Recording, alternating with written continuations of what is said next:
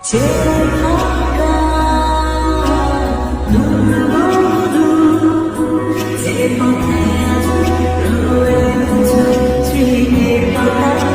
Everyone, আসসালামু আলাইকুম। Welcome back to my new vlog. তো কি অবস্থা সবার? আশা করছি সবাই অনেক অনেক ভালো আছেন। তো আবার চলে আসলাম অনেকদিন পর একটা নতুন ভ্লগ নিয়ে। আশা করছি আপনাদের কাছে খুবই ভালো লাগবে। তবে ভয়েস ওভারে একটু ডিফারেন্ট শুনতে পারবেন, কজ আমার গলায় একটু ঠান্ডা লেগেছে আর কি। সো ব্যাপার না, ইনশাল্লাহ খুব তাড়াতাড়ি সুস্থ হয়ে যাবে। সবাই একটু দোয়া করবেন আর কি। যাই হোক, ঘুম থেকে উঠেই খুবই মজার একটা ব্রেকফাস্ট করলাম আলহামদুলিল্লাহ। তারপর আমি বসেছিলাম, তারপরে দেখি হঠাৎ করে একটা প্রজাপতি। তো গেলাম আমি তার সাথে দেখা করতে। সে লিটারালি আমাকে ইগনোর করছিল আর কি। কিন্তু প্রজাপতিটা খুব সুন্দর ছিল মাশাআল্লাহ। সো কথা বলতে বলতে লাঞ্চের টাইম হয়ে গিয়েছে। সো ছিল হচ্ছে গরুর মাংস, তারপর হচ্ছে ডিম ভাজা। এই খাবারগুলো আই থিঙ্ক সবারই পছন্দের। সবাই মিলে খুবই মজা করে খেয়ে নিচ্ছিলাম আলহামদুলিল্লাহ।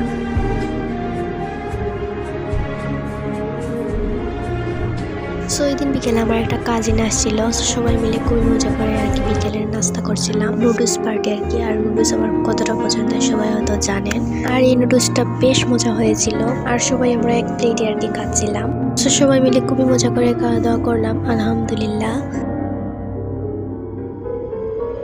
তারপর এক কাপ চা নিয়ে বসে পড়লাম, খেলাম আলহামদুলিল্লাহ।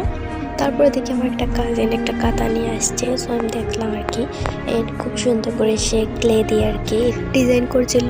এন্ড আরো কাজ রয়েছিল আর কি। এন্ড খুবই সুন্দর হয়েছিল মাশাআল্লাহ। তারপরে ডিনারে ছিল হচ্ছে বিরিয়ানি। সো আজকের ব্লগটা ছিল এই পর্যন্তই। দেখার জন্য thank you so much and আল্লাহ হাফেজ। আসসালামু আলাইকুম সবাইকে।